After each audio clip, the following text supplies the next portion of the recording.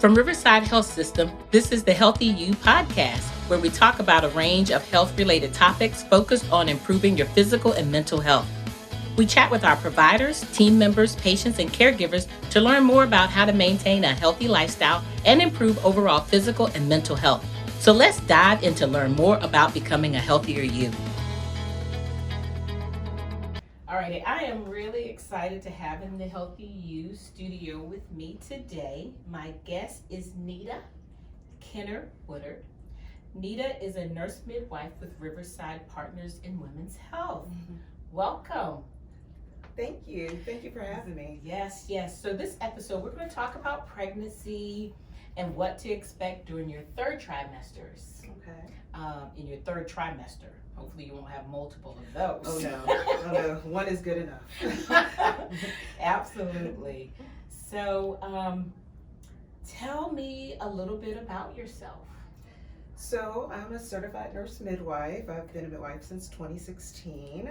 I decided to go into this field because I've always been interested in healthcare, and I ended up volunteering at a nurse midwifery center and saw what the midwives did, and I thought this is exactly where I need to be, helping women through one of the most difficult and empowering times of their lives. So I ended up going to midwifery school, and here we are. Yes. That is an understatement. I'm having flashbacks right now to my two pregnancies, and I would not have made it without the midwife and providers that supported me during that time.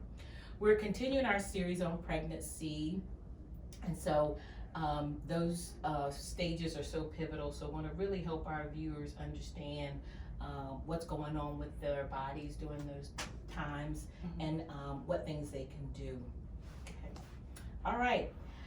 Talk a little bit. You already talked a little bit about why you pursued nurse midwifery.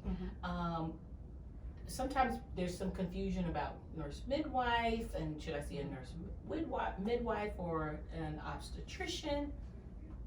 So would you talk a little bit about the difference? Sure. The difference is in our training. And, of course, physicians go to medical school, whereas certified nurse midwives are advanced practice registered nurses. So our background is in nursing, and we have advanced degrees, masters, some doctorates, and that's the essential difference. Okay, so the training. The training is different. Okay. All righty. In our previous episodes in this mini-series on pregnancy, we covered pre-pregnancy through the second trimester, and we're going to go on and dive into a little bit more details about the third trimester. So let's start by defining the third trimester. What is the time frame for that third trimester? So the third trimester is the longest trimester. It starts at 28 weeks and ends with delivery, which we know can be 40 or 41 weeks. Okay. We know that there are several stages, and changes are happening.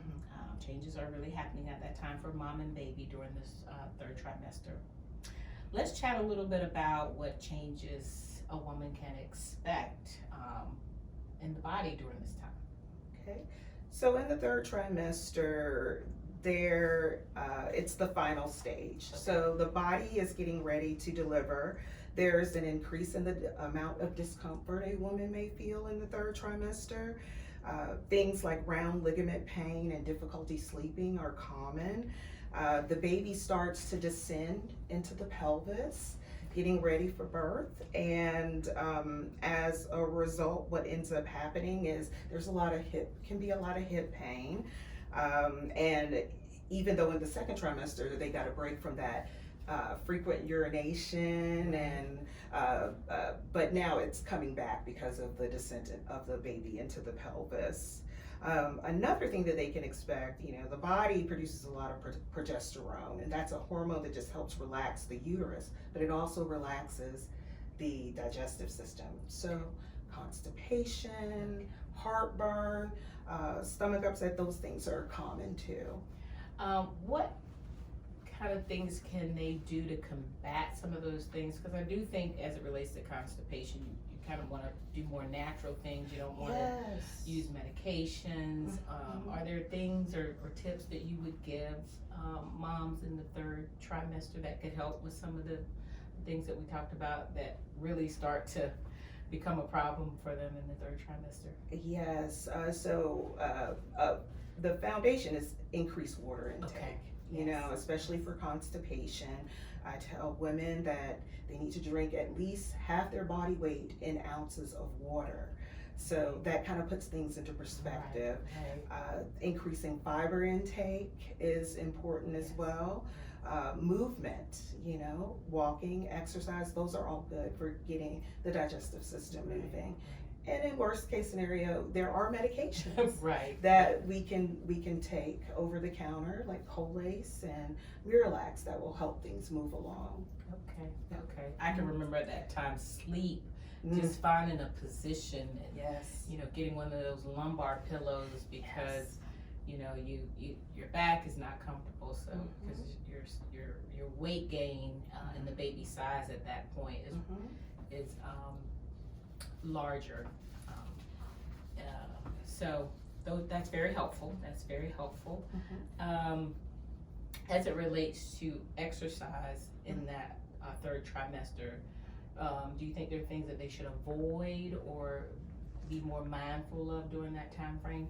I know there's some old wives' tale that I remember my mom used to say, well, you can't put your hand over your head or don't bend over, and so I think sometimes people are more cautious because they don't want to hurt the baby, but wanted you just to talk a little bit about that.